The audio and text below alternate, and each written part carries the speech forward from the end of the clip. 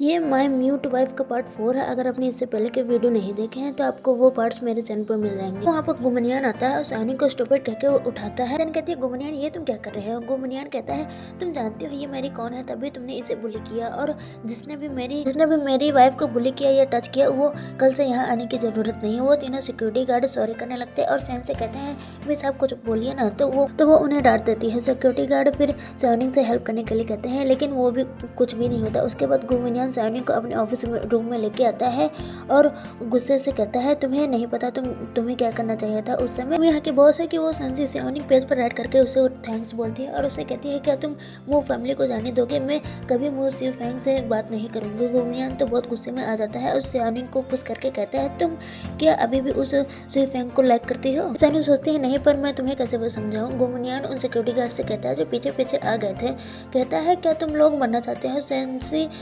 गुमनियान से चिपकने लगती है और उसे कहती है क्या तुम आज रात मेरे साथ डिनर पर चलोगी। गुमनियान उससे खुद को छुड़ाता है और कहता है मैं जाऊंगा तो जरूर, लेकिन तुम्हारे साथ नहीं अपने वाइफ के साथ, और सैनिक को लेके वहाँ से चला जाता है। सैन तो उस पर गुस्सा करती रह जाती है। गुमनियान सैनिक को घर लेके आता है। सैनिक फिर से राइट करने जाती है कुछ।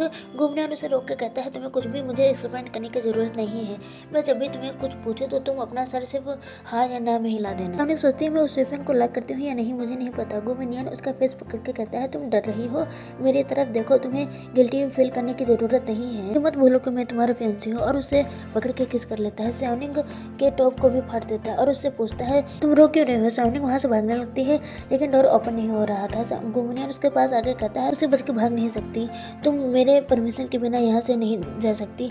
वो सैनिक को उसके काउच पर बैठा देता है और अपना काम करने लगता है। सैनिक गुमनियान को देख के सोचती है ये जब वो गुस्सा नहीं होता ये तो कितना हैंडसम लगता है, मुझे इसे सब कुछ बता देना चाहिए, इससे पहले ये कुछ गलत समझे। गुमनियान के पास जाके वो खड़ी हो जाती है। गुमनियान कहता है क्या तुम मेरे इन्फॉर्मेशन को चुराने के लिए आए हो। सैनिक तो मुंह फुला के जाने लगती है और सोचती है ना तो मुझे इसे कुछ भी नहीं बताना, ना ही मुझे इसे सॉरी करना है, और जाने लगती है। गुमनियान उसे अपने पास बुलाता है और वो सैनिक को अपने थाई पर बैठा लेता है और उसके बट पर मार के कहता है मुझे अभी बहुत सारा काम करना है, नहीं तो मैं तुम्हें पनिश करता हूँ। गुमनियान अपने सेक्रेटरी को फोन करके कहता है क्या तुमने उस मास्टर डॉक्टर जियांग टिंग को ढूंढा।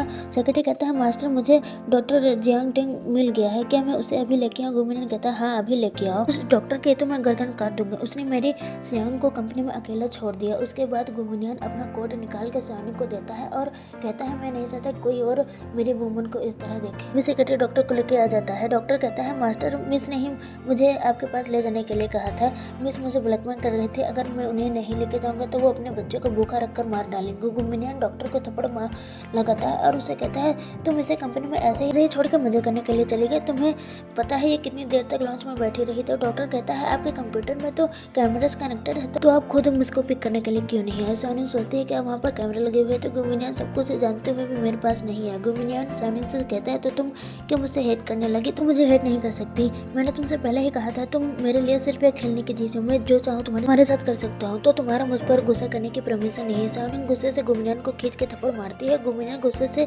उसे यहाँ से निकल जाने के लिए कहता है तो सैनिक वहाँ से रोते हुए चली जाती है।